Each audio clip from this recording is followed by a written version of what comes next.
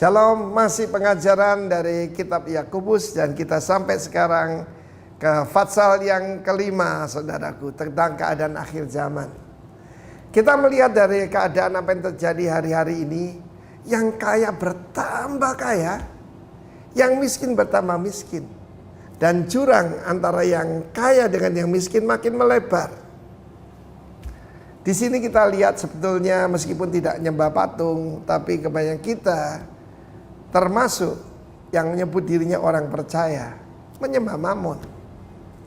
Kita harus tahu dari mana, daripada saat-saat seperti ini. Surat Yakobus ditujukan kepada orang-orang Yahudi yang dalam perantauan. Perantauan di sini diasporas, bukan perantauan mencari tempat yang baik, tapi karena aniaya. Tetapi meskipun menghadapi diskriminasi, menghadapi tekanan, maka janji Tuhan berkat Abraham tetap sampai juga kepada kita, Israel rohani. Dalam pasal 5 dikatakan tentang orang-orang kaya yang menumpuk harta pada akhir zaman.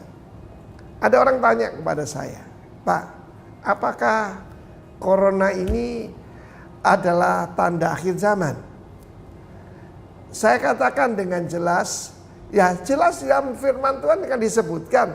Loh tapi Pak, ada Spanish flu, ada ya, kita lihat bagaimana Black Death dan sebagainya, SARS, MERS. Perhatikan apa yang dikatakan Tuhan Yesus. Sebelum kedatangannya, kerajaan akan melawan kerajaan, bangsa melawan bangsa. Bangsa itu etnos melawan etnos.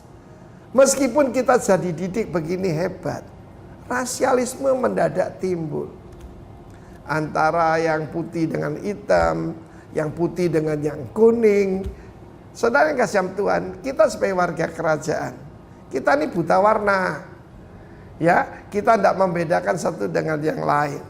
Sayang sekali, simbol pelangi yang digambarkan busurnya Tuhan sekarang dipakai oleh LGBT. Mejiku Hibiniu itu kalau diputar warnanya putih, kemuliaan.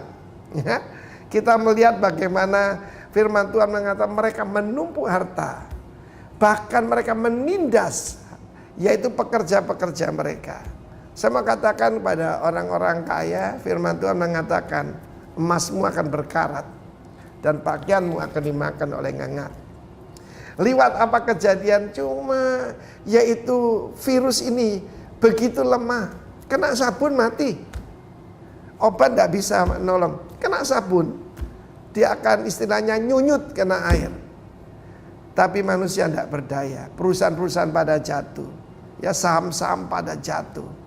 Saham pada jatuh itu dimakan oleh ngengat, dimakan oleh resesi. Tetapi ada perintah, bagaimana jangan kita itu menindas kepada pekerja kita. Sebab apa? Jeritan mereka telah sampai kepada Tuhan semesta alam. Karena itu hari-hari ini adalah hari testing buat hati kita. Do we love God? Do we love one another? Ini jelas kelihatan saudara ya. Karena itu kita tidak menumpuk harta tapi membagikan harta. Sebab lewat ini saya pernah dikatakan suruh isolasi mandiri. Death is real. Dan death itu di depan mata kita. Dan itu mengingatkan kita, we will not live forever. Tapi Tuhan janji hidup yang kekal telah tersedia. Bagi mereka yang belum terima Tuhan Yesus, terimalah dia sebagai Tuhan dan Juru Selamatmu secara pribadi. Dan kau akan menerima lewat ujian mahkota kehidupan. God bless you warga kerajaan. Shalom Bapak Ibu, Saudara yang dikasihi oleh Tuhan Yesus. Saya mau mengucapkan selamat hari Minggu untuk kita sekalian. Selamat kita berbakti di dalam Tuhan kita Yesus Kristus. Dan puji Tuhan, kesempatan yang baik diberikan untuk kita sekalian, untuk kita bisa belajar dari firman Tuhan. Dan kiranya Tuhan yang akan menolong kita, memberkati kita melalui firman-Nya yang akan kita dengar bersama-sama pada kesempatan ini. Puji Tuhan, saudara, mari kita sama-sama satu hati dalam doa. Bapa di dalam surga, kami datang kepadamu pada pagi hari ini Tuhan. Kami sungguh bersyukur sebab pemeliharaanmu begitu nyata dalam kehidupan kami. Sehingga pagi hari ini sama-sama kami bisa beribadah kepada Tuhan. Dan kami bisa menyediakan hati kami untuk kami mendengar kebenaran firman-Mu. Mari berbicara kepada kami masing-masing ya Tuhan, dengan pesan yang Tuhan sudah siapkan untuk kami mendengarnya. Mari berikan kepada kami kesanggupan untuk kami mengerti dan selanjutnya melakukan setiap firman Tuhan yang datang kepada kami pagi hari ini. Puji Tuhan, ini doa kami Tuhan, kami panjatkan demi nama Tuhan kami, Yesus Kristus. Haleluya, amin. Haleluya. Saudara, kita akan terus melanjutkan ya seri khotbah ya, dari kitab Rut. Saya secara pribadi sangat diberkati melalui pembelajaran perenungan kitab ini ya, secara khusus saya lakukan beberapa waktu belakangan ini, dan kita sudah membahas pasal pertama, kedua, dan sekarang kita akan masuk ke pasal yang ketiga.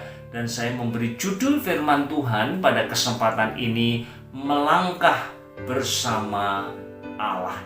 Nah, saudara, pada episode yang lalu saya memberi penekanan dan juga banyak membahas mengenai providensia Allah ya, bagaimana Allah mengawasi, memastikan segala sesuatu berjalan sesuai dengan rencananya, dan rencananya itu pada akhirnya bertujuan untuk kemuliaan namanya.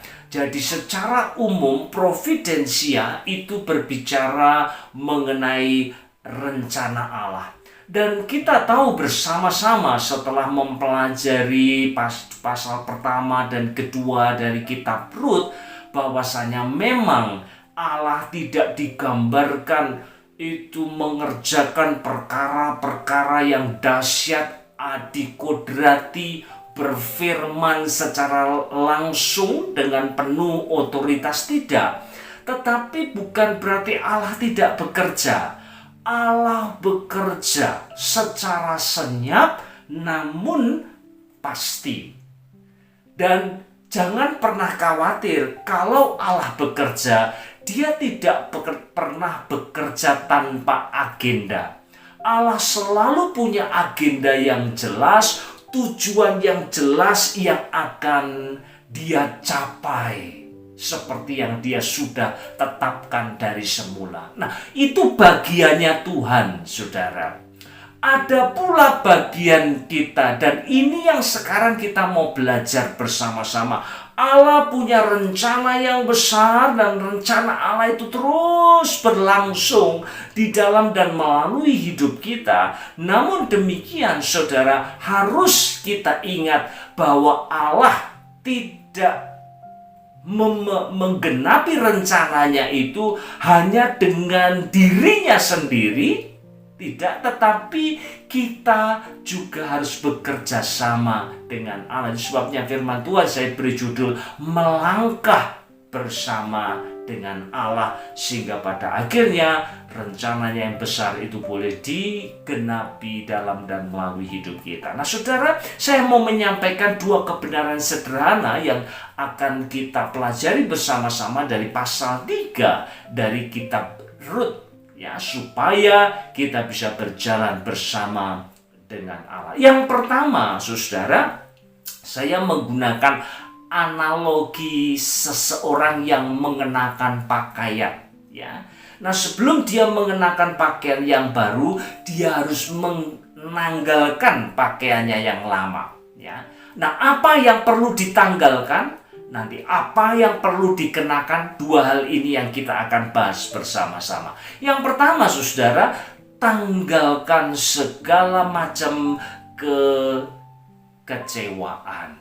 Saudaraku yang dikasih oleh Tuhan, kita sudah sampai ya dalam pembelajaran kitab Rut pada waktu yang lalu kita sudah melihat bagaimana pada akhirnya Naomi dan Ruth kembali ke Bethlehem, saudara. Mereka mendengar bahwasanya Bethlehem sudah diberkati oleh Tuhan, lalu mulai ada panen ya di tanah perjanjian itu, di kota Bethlehem itu. Ya, dan mereka kembali, saudara. Nah, kita melihat bersama-sama sekalipun Naomi bersama dengan keluarganya, bersama dengan Elimelek sebagai kepala dan seluruh anggota keluarganya pergi menuju ke Moab ya, untuk menyelamatkan kehidupan mereka, tapi sayangnya yang sebaliknya justru yang terjadi. Pergi penuh, pulangnya kosong. Jadi pada saat mereka tiba di Bethlehem, ya, Naomi dan Ruth, maka kebutuhannya dua. Yang pertama, food, makanan, dan yang kedua, family, keluarga, saudara. Nah, di pasal yang kedua, saudara, kita sudah melihat bersama-sama pada akhirnya, ya, di dalam ketetapan Allah, pengaturan Allah, akhirnya saudara Ruth tiba ya di tempat ladang di mana itu ladang dimiliki oleh Boas ya, tanpa sepengetahuan daripada Ruth. Dia bekerja di sana, lalu akhirnya Boas mulai mengenali Ruth, saudara, dan akhirnya Boas memberikan kepada Ruth kesempatan yang begitu baik untuk dia bisa mengambil sisa-sisa dari jelai itu, bahkan mendapat makanan minuman yang cukup, lalu pulang pun masih disangoni, saudara. Itu yang terjadi di pasal 2. Jadi masalah food itu sudah paling tidak ya dicukupi. Sekalipun tidak berkelimpahan, tapi mereka tidak berkekurangan pula dalam soal makanan. Nah, tiba di pasal yang ketiga, saudara, kita akan melihat bagaimana orang yang sama, Boas, ya, tentu saja tanpa dia mengetahui bahwa dia sedang dipakai oleh Allah untuk menyelamatkan Naomi dan Ruth, maka Boas kemudian dipakai oleh Tuhan bukan hanya untuk menyediakan makanan untuk Naomi dan Ruth, tetapi juga untuk menyediakan keluarga. Nah, saudara, di pasal 3 diawali dengan sebuah pengamatan Naomi ya terhadap Ruth, mantunya yang sudah menjadi janda. Masa sih Ruth akan selamanya seperti ini? Tidak mungkin. Maka dia kemudian menyampaikan proposalnya atau instruksinya ya kepada Ruth. Mari kita akan lihat sama-sama pasal 3 ayat yang pertama. Lalu Naomi, mertuanya itu, berkata kepadanya, "Anakku, apakah tidak ada baiknya jika aku mencari tempat perlindungan bagimu supaya engkau berbahagia?" Nah, saudara, persoalan kita karena kita terpisah oleh jurang waktu dan juga sekaligus jurang budaya ya, dengan kisah yang tercatat di dalam kitab Ruth ini, maka ada beberapa hal yang perlu kita pahami dengan baik. Pertama, saudara, tadi Naomi katakan, jika aku mencari tempat perlindungan. Nah, apa maksudnya tempat perlindungan di sini? Ya, dalam bahasa Ibrani menggunakan kata manoah, ya, yang pengertiannya memang tempat berlindung. Itu sebabnya di dalam beberapa versi terjemahan bahasa Inggris maka diterjemahkan dengan kata security, ya, tempat yang aman, saudara. Bahkan kalau kita melihat di dalam terjemahan yang lain, versi-versi yang lain, ada yang menerjemahkan ini secara terbuka sekali bahwa yang dimaksud dengan security di sini adalah suami. Dan itu tidak salah.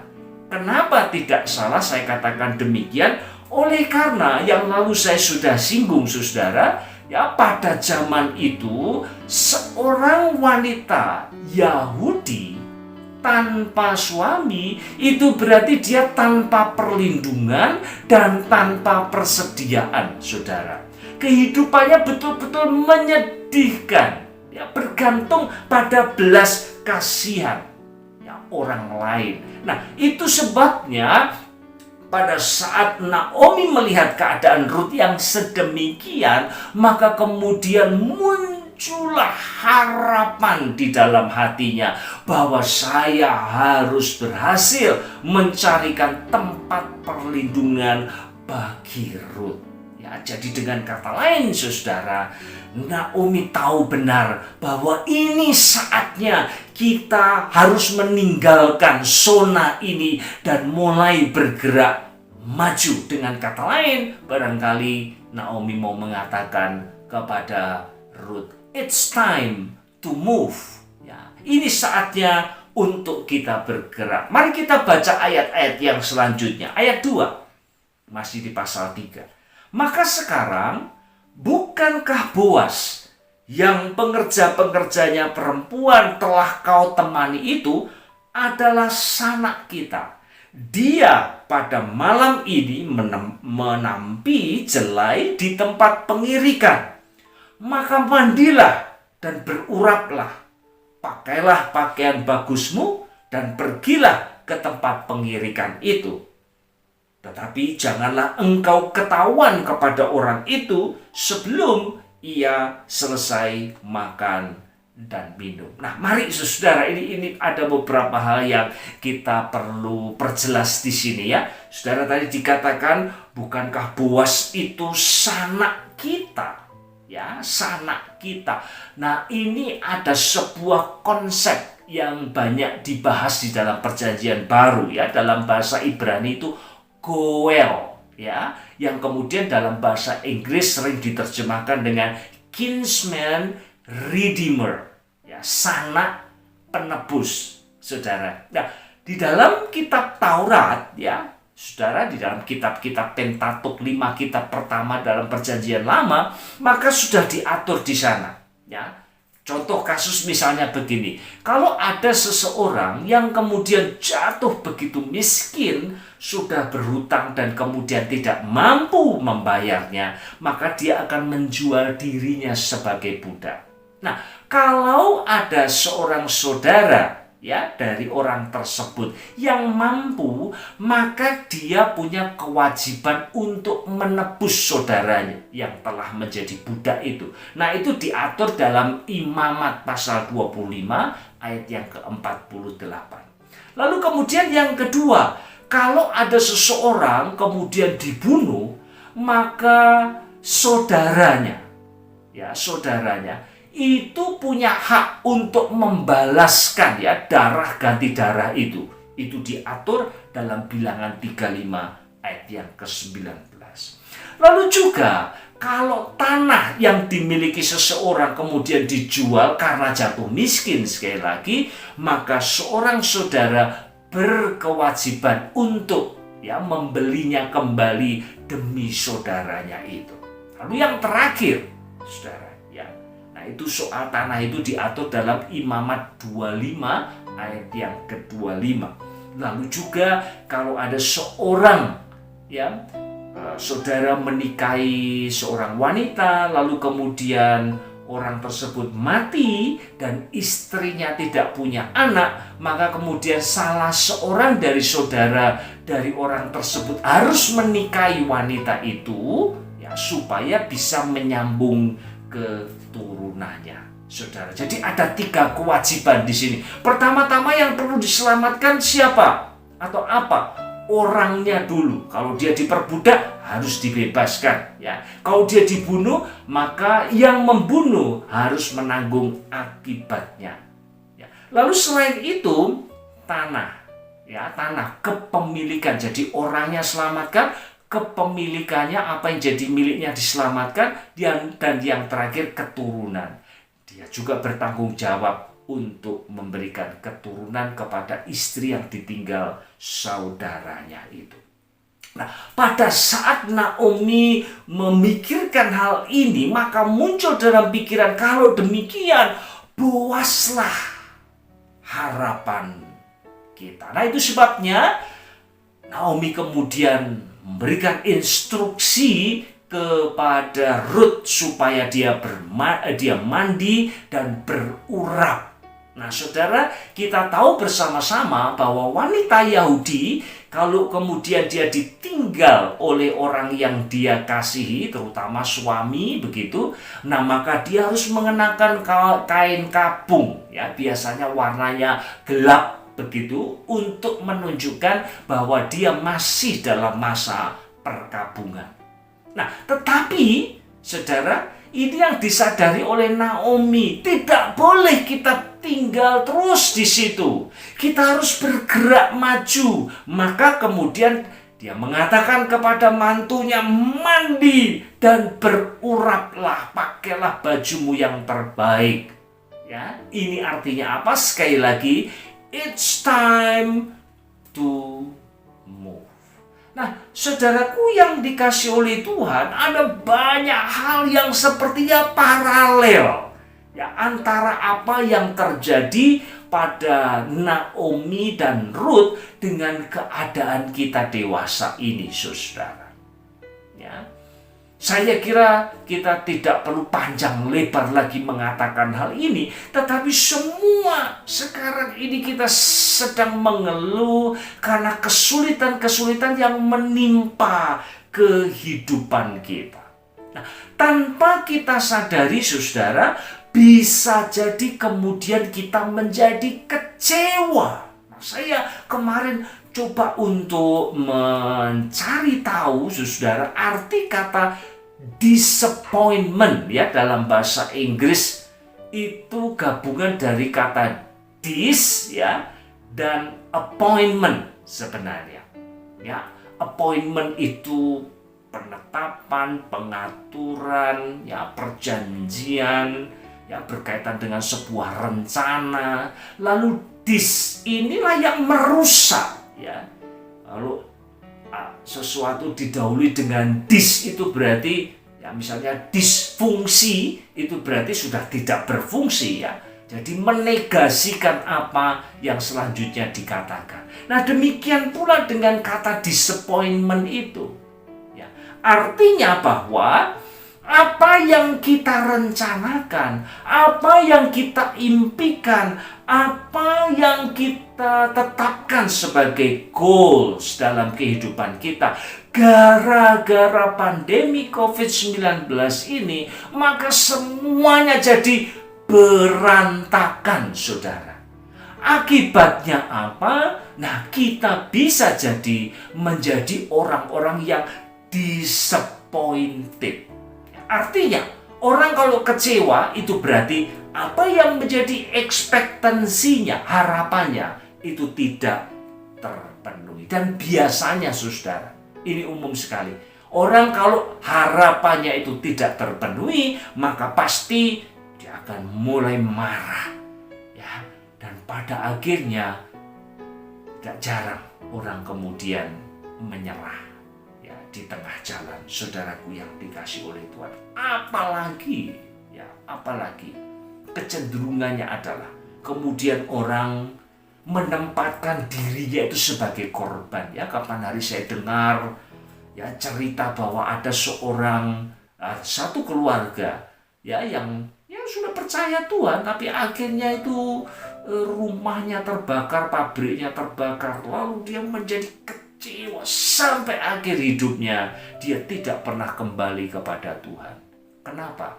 Karena kekecewaan. Nah, saudara, saya mau ingatkan ini, ya. Pada saat kita kecewa, sebenarnya kita sedang mempercayai sebuah dusta. Dusta apa itu? Nah, kira-kira bunyinya begini, dusta itu, bahwa manusia diciptakan untuk disenangkan, untuk dihibur, untuk diberi hal-hal yang baik. Nah, itu sebabnya saya mau mengatakan ini, saudara, bahwa orang yang kecewa sebenarnya orang itu menuntut kenyamanan, saudara. Karena tidak nyaman, lalu dia menjadi kecewa. Karena hal-hal yang baik yang selama ini dia nikmati sudah tidak lagi dia nikmati gara-gara situasi yang kita hadapi sekarang ini. Lalu akhirnya dia menjadi kecewa. Tapi mari kita tanya, saudara, apa sesungguhnya tujuan Allah menciptakan kita? Maka bukan untuk disenangkan, bukan hanya untuk dibuat nyaman dalam hidupnya, tapi lebih daripada itu, saudara. Seperti yang dikatakan dalam sebuah pernyataan yang ada di Westminster, ya, yang shorter, yang lebih pendek, Westminster Catechism.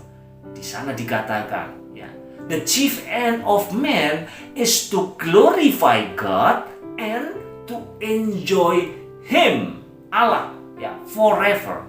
Itulah tujuan manusia diciptakan, bukan untuk disenangkan, tetapi untuk memuliakan Allah dan menikmati persekutuan dengan Dia selama-lamanya.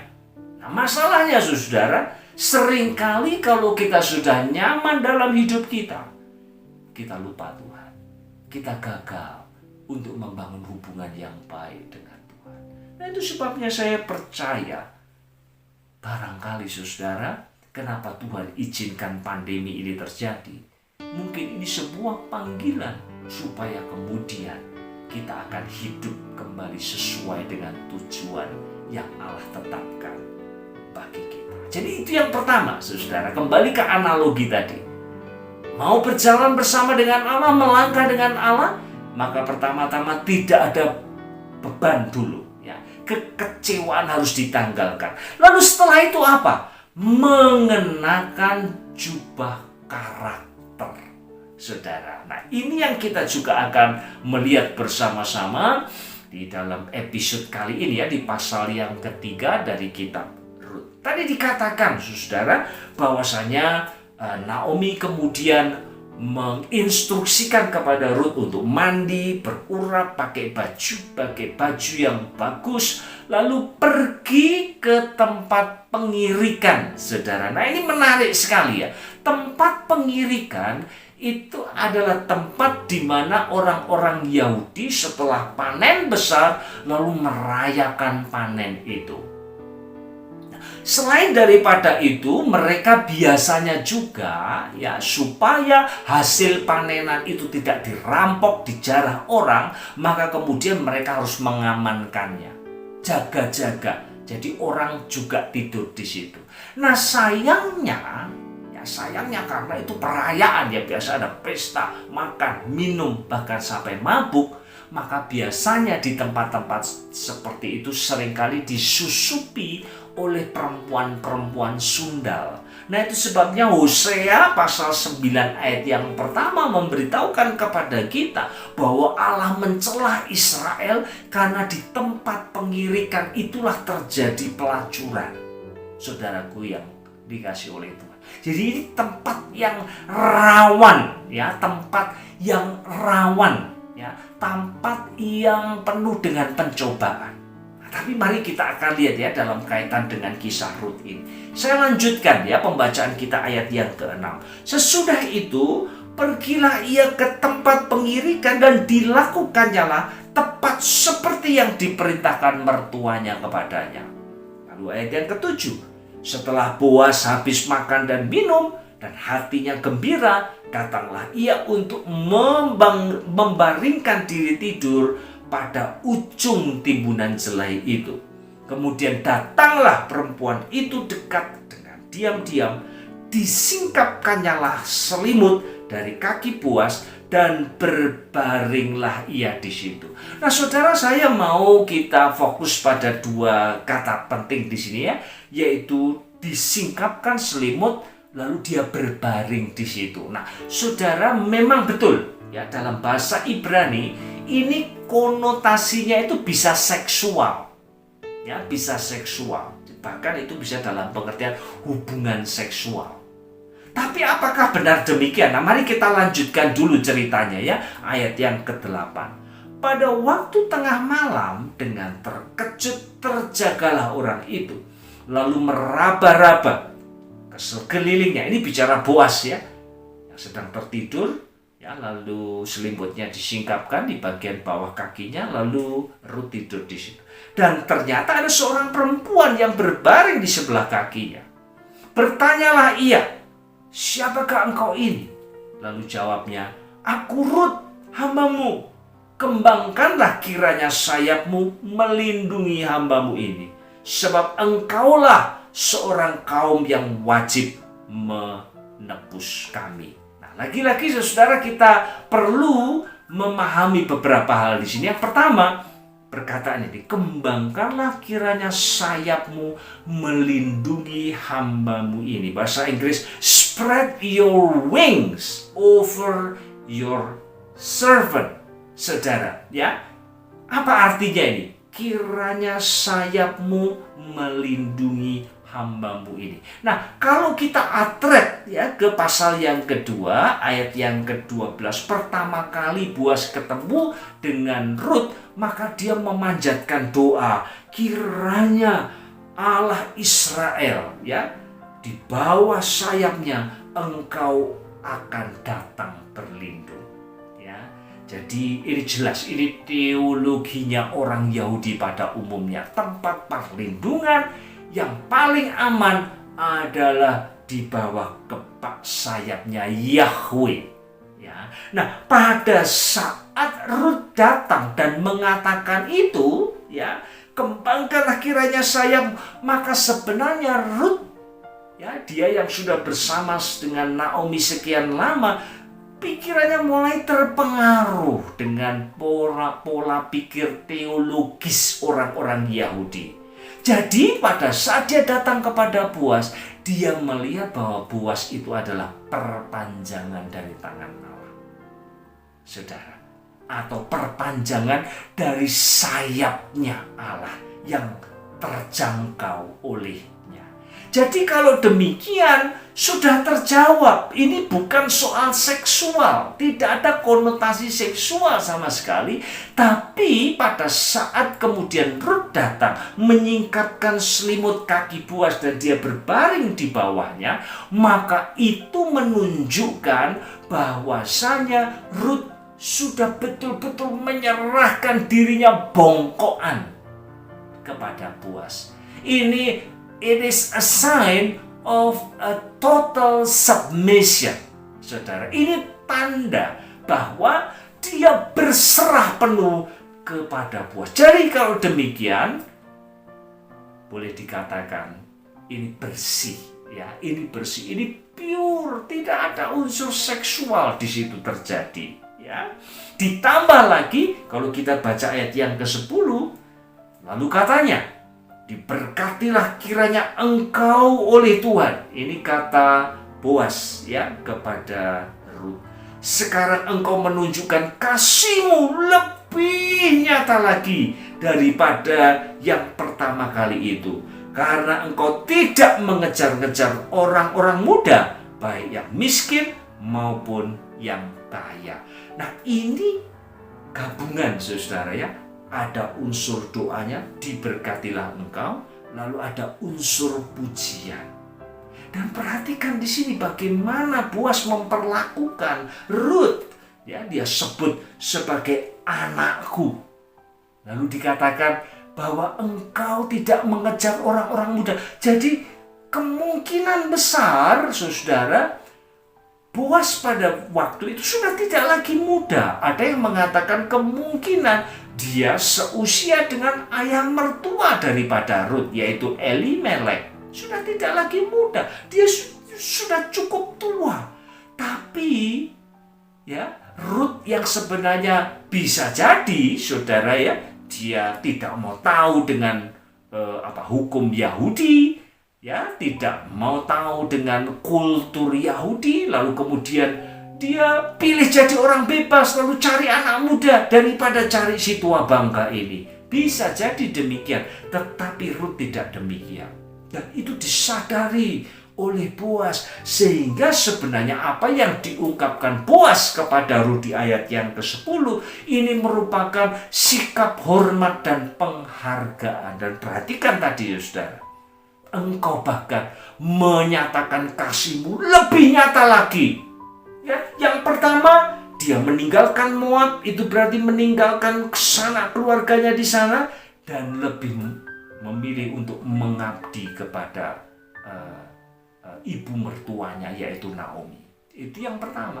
Sekarang lebih lagi dengan mau menikah dengan Boas, dan semuanya bukan untuk dirinya sendiri. Ini adalah bentuk dari self-sacrifice demi Rut, demi Naomi, demi keturunan selanjutnya daripada Elimelek, saudara. Lalu akhirnya ya di ayat yang ke-11 ini respon daripada Boas selanjutnya katakan, oleh sebab itu anakku janganlah takut, segala yang kau katakan itu akan kulakukan kepadamu. Sebab setiap orang dalam kota kami tahu bahwa engkau seorang perempuan yang baik-baik, karakter lagi yang digarisbawahi di sini.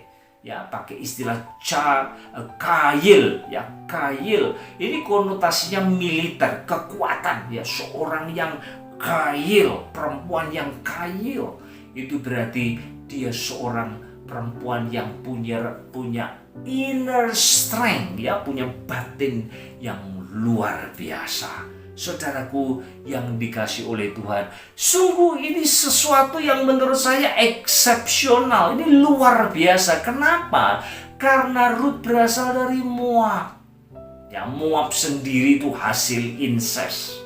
Ya, seorang bapak Lot, ya, yang kemudian dibuat mabuk lalu melakukan hubungan seksual dengan putrinya. Hasilnya Amon dan Moab, saudara. Lalu juga Moab terkenal dengan penyembahan berhala. Penyembahan berhala itu biasanya itu gandeng dengan dosa-dosa seksual. Tapi perhatikan di sini, Rut punya karakter yang luar biasa sejak dari awal. Lalu ditunjukkan terus semasa krisis, dia selalu menjunjung tinggi karakter baiknya. Itu sebabnya bagi orang-orang Yahudi pada umumnya, maka Rut itu selalu dipandang sebagai wanita yang ideal, ya, yang sesuai dengan Amsal pasal yang ke-31. Nah, saudaraku yang dikasih oleh Tuhan, ini dua hal ini, tinggalkan kekecewaan. Sebab kalau orang sudah kecewa, dia akan menyerah pada akhirnya, dan dengan demikian rencana Allah tidak akan terjadi. Itu yang pertama. Yang kedua, kenakanlah karakter. Saudara, krisis dalam kehidupan kita itu akan menguji dan sekaligus mendewasakan karakter kita. Saya mau kutip ya sebuah kutipan dari Henry Fielding yang mengatakan demikian. Masa sulit adalah ujian bagi prinsip-prinsip kehidupan seseorang. Kalau tidak ada ujian, maka seseorang tidak akan pernah tahu apakah dia jujur atau tidak. Saudara, sama seperti iman, kita nggak tahu seberapa dalam iman kita kepada Allah kalau nggak ada ujian. Begitu pula dengan karakter kita. Kita tidak pernah tahu sejauh mana karakter kita berakar di dalam Kristus kalau tidak ada ujian, tidak ada kesulitan, tidak ada adversity di dalam kehidupan kita. Saudaraku yang dikasih oleh Tuhan. Nah, itu sebabnya mari saudara kita melihat ya ujian yang ada di depan kita ini sebagai sebuah, saya mau katakan kesempatan, tapi mungkin banyak orang yang gak suka dengan itu. Tapi saya pakai saja dengan quote and quote, sebuah kesempatan untuk kita melihat bagaimana Allah ingin mengembangkan karakter kita. Dan puji Tuhan, Saudara, ketika kita memahami bahwa Allah itu punya rencana dalam hidup kita, Allah akan terus mengerjakan providensianya bagi kehidupan kita, saudara, maka kita mendapatkan sebuah jaminan. Saudara, ya, saya suka sekali apa yang dikatakan oleh Warren Wiersbe, ya, dalam sebuah kalimat yang penting. Beliau mengatakan begini: ketika Allah mengizinkan anak-anaknya melalui dapur api, ya, meminjam apa yang tertulis dalam kitab Daniel, ya, dalam kaitan dengan Sadrak, Mesak, dan Abednego, maka Allah terus memandangi jam dan juga termostat itu yang ngatur panas itu, ya, sejauh mana panas itu akan diaplikasikan, ya. Dan hati Allah itu yang penuh dengan kasih. Dia tahu benar berapa panas dan berapa lama seseorang itu harus melewati dapur api itu.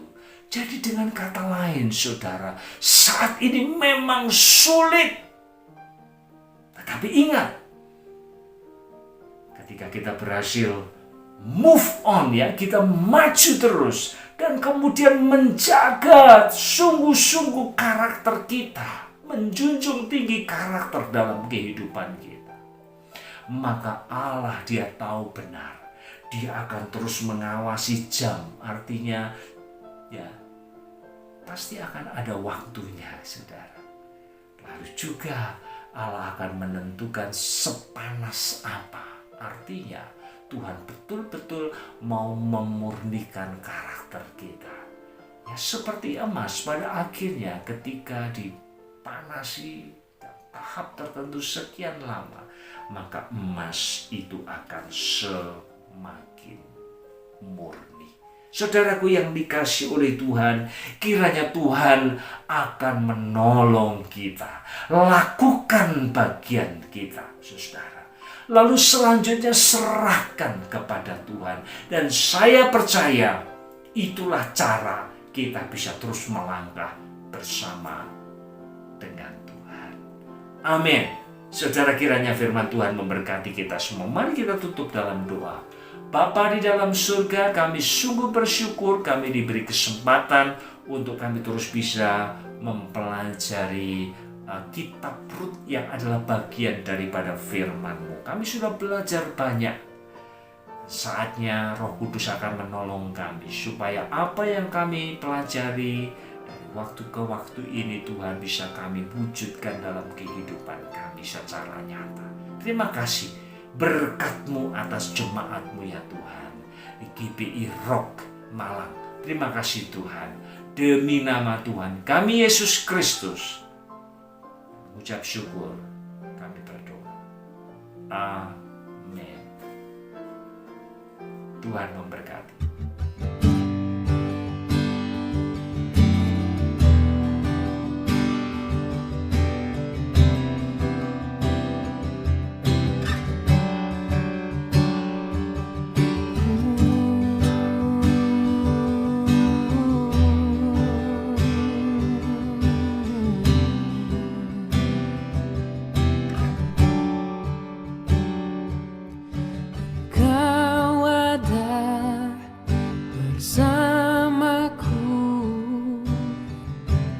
Di setiap musim hidupku,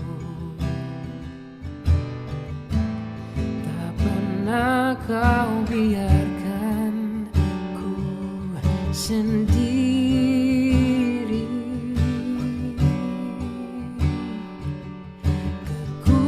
Kekuatan di jiwaku adalah bersama.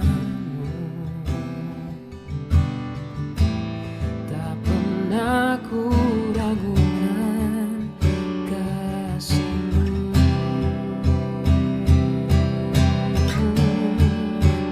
Bersama-Mu Bapa,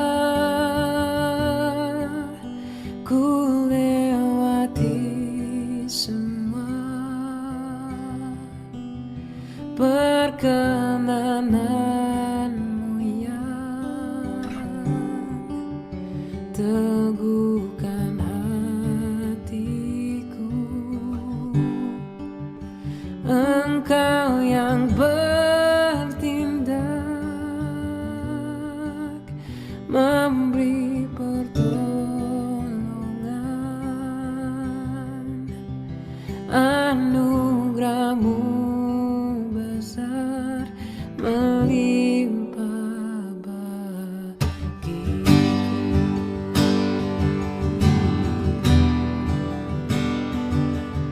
Yesus,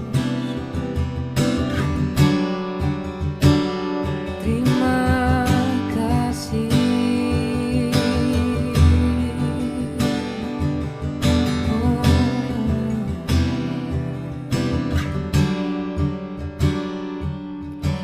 Kau ada bersamaku